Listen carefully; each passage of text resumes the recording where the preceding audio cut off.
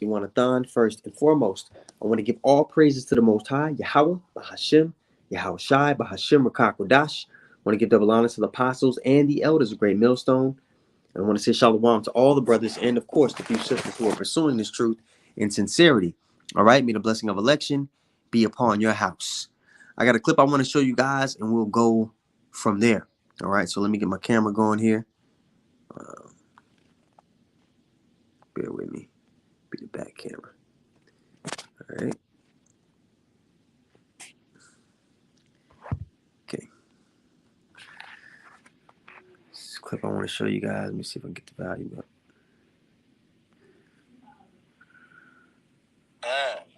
There's a lot of people who are very enamored with trees. We've got trees on this stage. Some people would even say that if you just planted enough trees, it could take care of the climate issue altogether. And that's complete nonsense. Okay.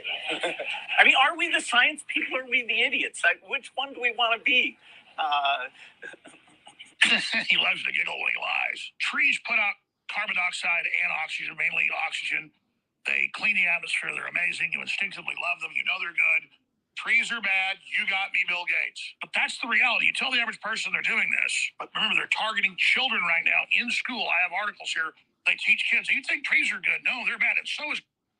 All right, so you know they're teaching these lies. Like the scriptures say, man, train up a child in the way that he should go. When they get older, they should not depart from it. So they're giving a foundation of wickedness to our children. All right. Obviously, the Lord created trees to purify the waters, to purify the earth. That's in the scriptures. But this man will have you to believe otherwise. This man will have you to believe that his creation is self-destructive. No, the earth was made in perfection. It was commissioned by the Most High and created by the Elohim, the powers, to be in perfection, to be self-sustaining. But he's, again, you got to realize he's trying to put his own imprint on the Lord's creation. He's trying to overcome prophecy, which is why he wants to put a charagma in people. He wants to alter their DNA. He wants to make everything his property. Okay? Grass, but he cuts down and clear cuts everything and puts these huge solar farms everywhere, but there's no life. But that's good. That's good. And of course, it's extremely toxic, the mining process to get the stuff for solar panels, but it's okay. I mean, are we the science people or are we the idiots? This is a low-income neighborhood in Phoenix, Arizona. I went there in the worst part of summer to find out why neighborhoods like this one are so much hotter than the rich neighborhoods that you can find just a few miles north of there. We filmed these neighborhoods with a thermal drone. The hot parts are yellow and orange, and the cooler parts are pink and purple. And it didn't take long to figure out that the difference is plants. And that's complete In nonsense. poor neighborhoods, people don't own their land, and they don't have extra money to spend watering trees. So the sun just beams into paved surfaces. Most people who live here also don't own cars, so they're walking in the heat like these folks are that you see there. It was 117 degrees Fahrenheit. In rich neighborhoods, there's this layer of living infrastructure that has a significant cooling effect. It puts people there in a better position to handle these extreme heat events that are becoming more frequent. This disparity is called tree equity. And if you live in the US, there's a site where you can look up how trees are distributed where you live too. So nothing that the wicked say is to be trusted. And this guy is one of the pawns of the wicked. He's one of the pawns of the upper echelon of the nation of Edom. All right. So these are the kind of decrees that they're trying to push in the earth. When you go to Isaiah 10:1, it says, woe unto them that decree unrighteous decrees. This man is trying to justify, they're justifying the destruction of life. Oh, we don't need the real food on your farms. We'll pay you and we'll buy your land up and we're going to give the people GMOs. Woe unto them that decree unrighteous decrees and write grievousness which they have prescribed. All right. And actually, let's read that in the NLT, actually. Let's go to Isaiah 10:1 and read it in the NLT. Back up a few chapters here.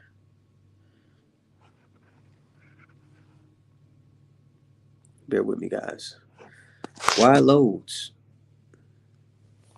Isaiah 10:1 in the NLT. Okay, it reads, what sorrow awaits the unjust judges, and the earth was given into the hand of the wicked, pursuing to Job 9:24. All right. The same people who were ruling during the Lord's time, they're ruling again today. All right, the mystery of iniquity doth already work. Talks about that in 2 Thessalonians. All right, let's actually let me back up what I'm saying. I'm gonna read that really quick because the wicked they're being revealed. There's a nation of people who carry out wickedness upon the earth, just like the Lord has a chosen people who are going to carry out righteousness upon the planet earth. This is 2 Thessalonians 2 and verse 7 says, for the mystery of iniquity doth already work. Only he who now letteth will let until he be taken out of the way. Okay. Who was ruling during the Lord's time? The Romans were ruling.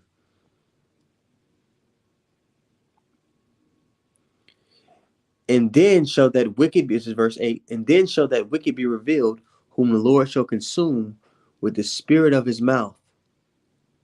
All right, when you go to 2nd Ezra, I believe the 13th chapter, it talks about the fashion in which the nations, the powers that be, are going to be destroyed.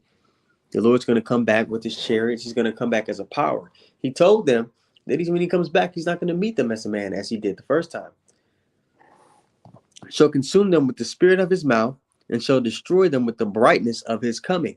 It's going to be an angelic invasion. So in the midst of Armageddon, World War III, which is going to take place in the valley of Jehoshaphat, like it talks about in Joel, the 3rd chapter, the Lord's going to come there to plead with the nations. We're seeing the foundations of that being set up now. We're seeing the foundations of these major end time prophecies play out now. And the only people that have the for sure breakdown and match all the prophecies up in detail are the brothers of Great Millstone, the apostles and elders of Great Millstone, and those who come in the same spirit, the same doctrine. They have no guile in their mouth, meaning no deceit, like it talks about in Revelation the 14th. And they're not attached to this world in any way, meaning they can't be manipulated by the desires of this world. I say this, I feel like I've been saying it every lesson. If you want to control a person, you give them what they want or you take it away. What do the elect of the Lord want? They want the kingdom of heaven. That can't be given to them by a person or an entity in this world. It can only be given to us by Yahweh Shai. So we cannot be manipulated by the powers of this world because they have nothing that we want. There's nothing they can take away or give us that we desire. And that's why the scriptures tell you that he that loves his life shall lose it, paraphrasing. And it says that the elect hate not their own lives unto the death. They're not able to be manipulated because they're completely detached from this world. And brothers, even some of the brothers in the camps, the Lord is still molding us to get to that point. We are detached from this world, but it's going to have to be even more so to stand in that great boldness that we're going to have to stand in, because this devil's not going to play fair, man. He's going to be throwing low blows, and we're still going to have to strive lawfully. He's going to spin things that are completely not true about you. He's going to take away brothers' livelihood so they can't, really function within this society. But that's what the Lord wants. The Lord wants us to be in a position to where we have to completely rely on him and trust him.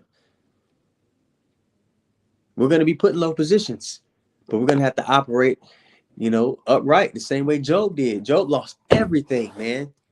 And then on top of that, the devil left his wife alive to tell him what? Curse the Lord and die, to antagonize him at his lowest point. But Job didn't sin with his lips. Job 2:10, he said, thou speakest as one of the foolish women speaketh. Shall we receive good from the hands of God and not evil? The Lord is balanced. We're going to be tried in the furnace of adversity, and we're going to come out acceptable men. Okay?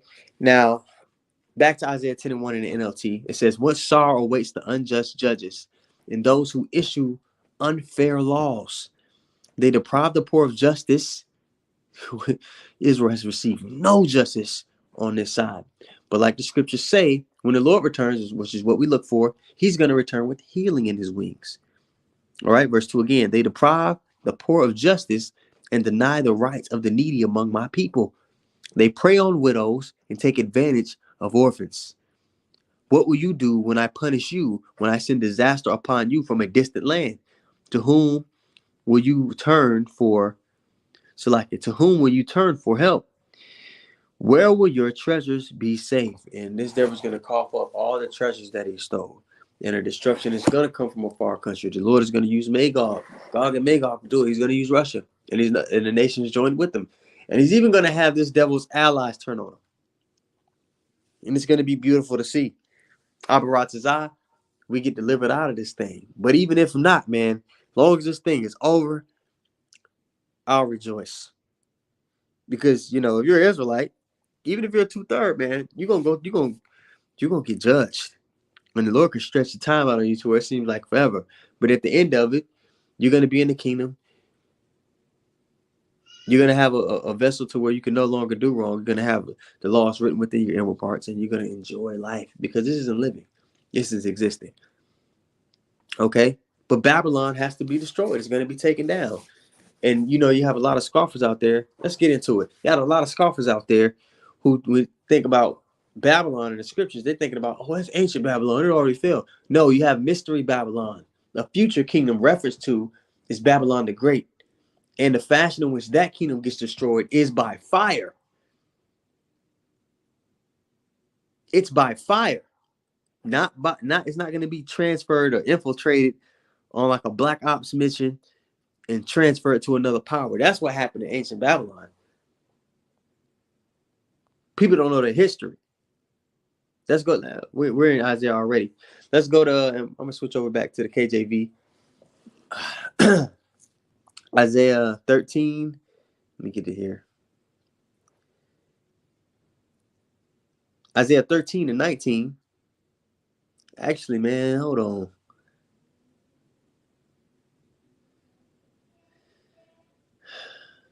I'm gonna start at the top. Isaiah 13 and 1. It says, the burden of Babylon, which Isaiah the son of Amos did see. Lift up ye a banner upon the high mountain, exalt the voice unto them, shake the hand, that they may go into the gates of the nobles. Now, the thing about prophecy in the scriptures, it'll jump from past to future. And you have to have the eyesight to be able to discern what it's doing. Now we jump down to verse. I'm gonna read verse 11 and 12 real quick. I will punish the world for their evil, and the wicked for their iniquity, and this is the most evil time. And I will cause the arrogancy of the proud to cease, and I will lay low the haughtiness of the terrible. I will make a man more precious than fine gold, not just any man, but a man of the Lord, even a man than the golden wedge of Ophir. Therefore I will shake the heavens, and the earth shall remove out of her place in the wrath of the Lord of hosts, and in the day of his fierce anger. Okay, so the day of the Lord, that's something to come, because that's going to be the worst time. That time is going to be worse than any time documented or undocumented, pursuant to Matthew 24:21 and Daniel 12:1. Okay, now we jump down to verse 19 here in Isaiah 13. It says, in Babylon, the glory of kingdoms, the beauty of the Chaldees' excellency, and kingdoms, cities, people are always regenerated. Now this Babylon the Great, this mystery Babylon, it will be likened unto the ancient Babylon. Shall be as when God overthrew Sodom and Gomorrah. Now when God overthrew Sodom and Gomorrah, how was that done? It was by fire. You could still go over to the where those cities were, and they say when you crack open the rubble, you can see the sulfur. You could see that it was a tremendous heat that melted down that place. What do they say? The radiation levels today are still higher than a more recent event of Hiroshima and Nagasaki, the two cities that America bombed in Japan. There are people that are still alive when that happened. They're alive today, and they can remember when that happened. Sodom and Gomorrah was ages ago, right? But the radiation levels are still higher. Take that in. So what the Lord has, the technology he has, far outdoes what this devil could do. He's coming back with the big boys. All right? You know, Esau, you know, he prides himself on his weaponry, but nothing that he could do outdoes what the Lord does. All right? Now I want to just to back that up, let me go get some history. I got an article for you.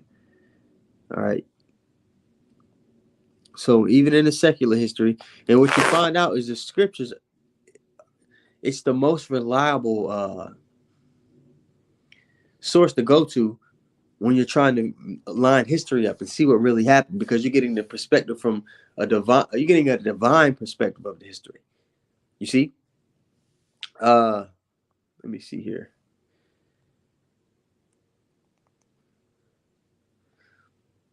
This is an article from worldhistory.org. It says in 539 BCE, the empire fell. It's talking about the Babylonian Empire, how they fell to the Persians. In 539 BCE, the empire fell to the Persians under Cyrus the Great. Did a lesson on him a while back, maybe like a week or two ago. At the Battle of Opis, Babylon's walls were impregnable, and so the Persians cleverly devised a plan whereby they diverted the course of the Euphrates River so that it fell to a manageable depth. While the residents of the city were distracted by one of their great religious feast days, all right, and then we're going to go to Daniel, the 5th chapter, to get the account in the scriptures of how this happened. While the residents, because you get the perspective from the Persians, but then in the scriptures we get the Babylonian perspective. So we get the inside scoop from a different POV, and we get to see the true power that was at work on both sides. Because when I did that lesson on Cyrus the Great, his whole upbringing, because it was a prophecy in his land that he would overtake his grandfather and become king. The man's whole, and his grandfather had a dream that his daughter, that a bunch of roots start coming out of her womb and covered his whole kingdom and gripped it. And his magi's and diviners, they broke down his dream for him, and they said, your grandson's going to overthrow you. Right? So he tried to kill Cyrus, but I got to go back and do the lesson, but they hid him.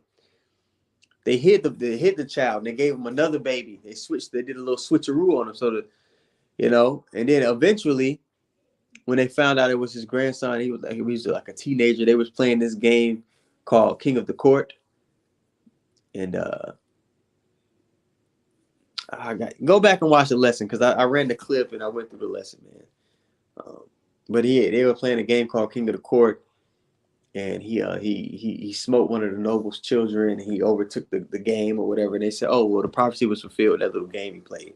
But as he got older, he actually did what the prophecy said, and he overtook the Persian Empire with him and his uncle, because the grandfather killed his uncle's son and fed him to him unknowingly. So the uncle helped Cyrus the Great overthrow the grandfather. It was like a hosh-posh summary, but yeah, that's what happened. So Cyrus the Great, the Lord orchestrated his life, when you look at it, for him to be in position to overthrow the Babylonians. But in Daniel, the 5th chapter, when we go get it, you'll see the both sides, that the Lord was at work on both sides. The Lord controls both sides, and that's why this devil, he tries to control both sides of every war with his money system. He's trying to be like the Most High, but he can't do it like the Most High. Okay, it says in 539 BCE, the empire fell to the Persians under Cyrus the Great at the Battle of Opis. Babylon's walls were impregnable, so the Persians cleverly devised a plan whereby they diverted the course of the Euphrates rivers, that it fell to a manageable depth. While the residents of the city were distracted by one of their great religious feast days, the Persian army waded the river and marched under the walls of Babylon unnoticed. I don't see any mention of fire, a complete destruction of the whole land. I don't see it. They took the land intact. So that's not lining up with how Babylon the Great is supposed to be destroyed. Because in the scriptures, when it's talking about Babylon being destroyed by fire, it's not talking about ancient Babylon. It was claimed the city was taken without a fight. Whoa. The scriptures talk about, when the Lord returns, man, and he destroys this kingdom at the end. The book of Esdras said they were so afraid, but yet durst fight. So again, not lining up. Although documents of the time indicate that repairs had to be made to the walls in some sections of the city, and so perhaps the action was not as effortless as the Persian account claimed. but it was transferred. It wasn't destroyed as a whole, and it wasn't overthrown as Sodom and Gomorrah was overthrown, like we just read. Okay, now let's go to Daniel, the 5th chapter, because we can get the other perspective, the spiritual perspective, and then we'll be able to connect and be like, oh, snap. The Lord was controlling everything. He's orchestrating everything. We're going to read this in the NLT, Daniel 5:1. It says, many years later, the king Belshazzar gave a great, dang, this is just so dope, man. When people don't understand that the history of the world is in the scriptures. And really, when you understand it, the history of the world and the Lord's orchestrating all these pieces, Israel will understand their importance in their place in the world. They will understand that they're a regal people. And when you understand that you come from a regal people, even though 2/3 of our people will still be out here being wicked, they will understand that there's a certain standard and a way they got to operate. Anyway, Daniel 5:1 in the NLT. Many years later, King Belshazzar gave a great feast for 1,000 of his nobles, and he drank wine with them. While Belshazzar was drinking the wine, he gave orders to bring this is that great feast that we read about in the article. While Belshazzar was drinking the wine, he gave orders to bring the gold and silver cups that his predecessor Nebuchadnezzar had taken from the temple in Jerusalem. And this is mentioning this to show you that this recompense coming upon them is for the sake of the children of Israel. He has the stolen Tupperware from the temple of the Most High in his hand. He's drinking. He got that proud spirit on him. He wanted to drink from them with his nobles, his wives, and his concubines. So they brought these gold cups, taken from the temple, the house of God in Jerusalem, and the king and his nobles and his wives and his concubines drank from them. While they drank from them, they praised their idols and made gold, silver, bronze, and iron wood made of gold, iron, silver, bronze, wood, and stone. Suddenly they saw the fingers of a human hand writing on the plaster wall of the king's palace near the lampstand. The king himself saw the hand as it wrote. So he caused his gaze to divert over to the wall, and the Lord had an angel write his end, what it was going to be. While they were drinking out of the cups from the temple of Jerusalem in pride, worshiping their other gods, thinking that they have overcome the God of Israel. So the Lord's getting ready to humble their ass. Now you jump down. They went and got Daniel to interpret what was written on the wall.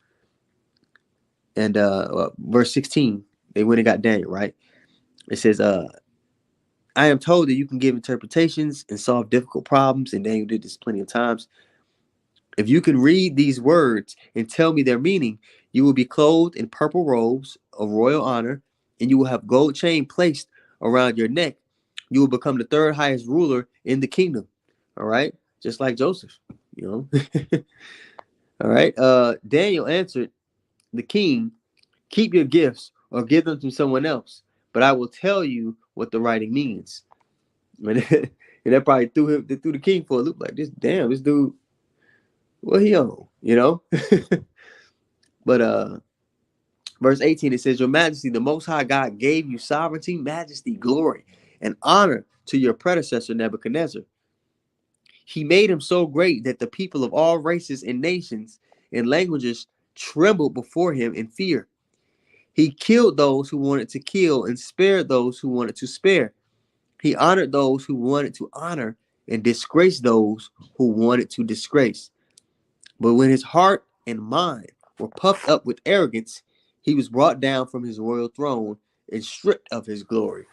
You see, the same way they're operating in the midst of that feast.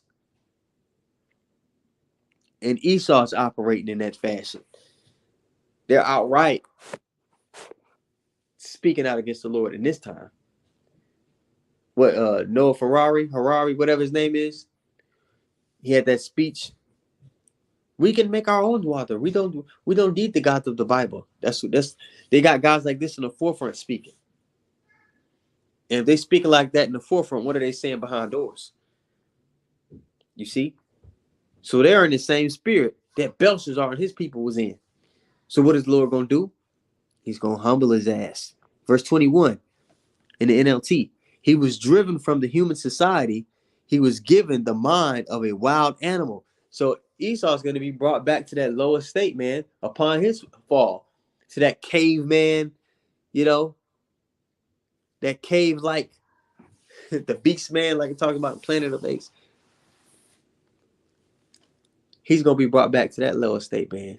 He's going to be made clear that he's the base man. And people going to look at him like it talks about in Isaiah the 14th chapter. They're going to say, this was he who was, let me just go get it. This is how people going to look at Esau in the kingdom.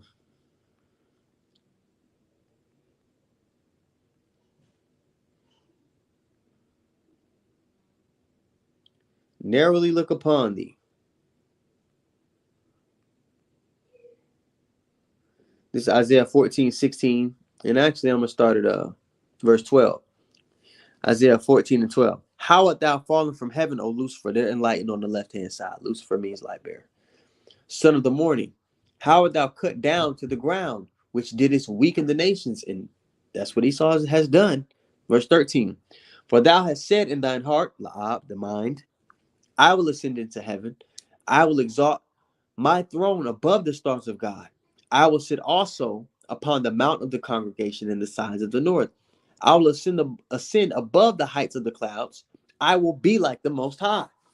He wants to rival the Lord. He wants to overthrow the Most High.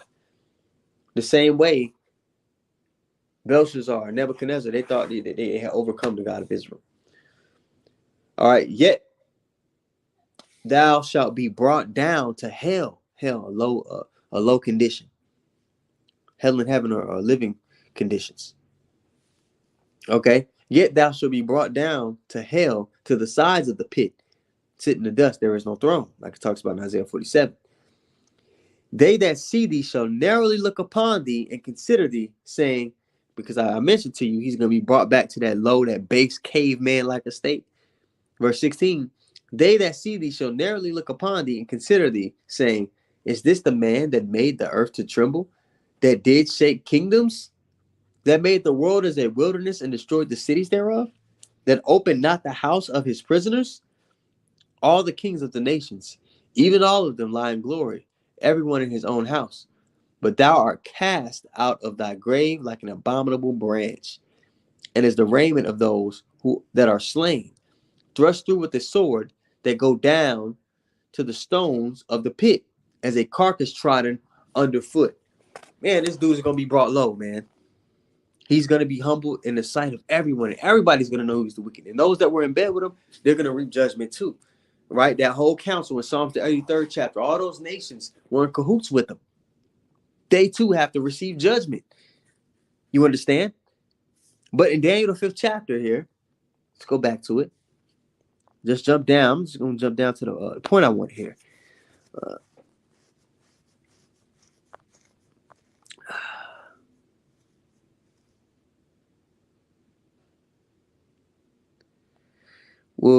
So Daniel's breaking down the message, and this is in the NLT. This is verse 25. It says, this is the message that was written.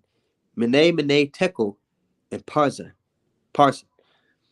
This is what these words mean. Mene means numbered. God has numbered the days of your reign and has brought it to an end.